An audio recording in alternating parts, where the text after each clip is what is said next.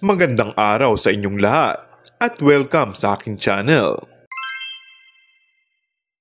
Special trailer ng FPJ's Batang Quiapo, kinasasabikan ng mga fans. Tanggol, nakalaya na.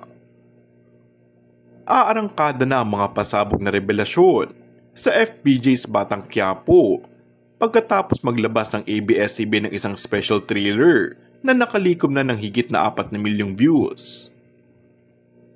Mapapanood sa maaksyong trailer ang pagsisimula ni Tanggol ng bagong buhay pagkatapos niyang makalaya sa kulungan. Desidido na nga ngayon si Tanggol na magbagong buhay, subalit haharap ito sa sunod-sunod na pagsubok na maaaring makaapekto sa kanyang pagkatao. Magugulantang si Tanggol sa kanyang pag-uwi dahil babanatan siya ni David at Rigor at walang awa nila itong papalayasin.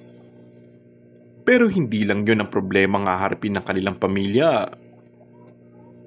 Sa kabila ng pagpapahirap kay Tanggol, makakahanap siya ng kakampi kay Bubbles na nangakong tutulungan siya maging mabuting tao.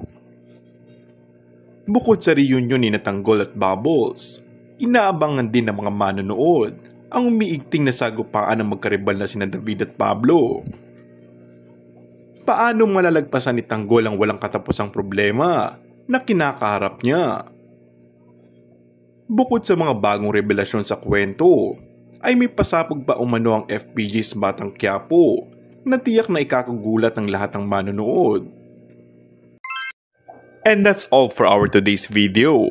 Kung bago ka lang sa aking channel ay mag-subscribe at pindutin na rin ang notification bell. Maraming salamat!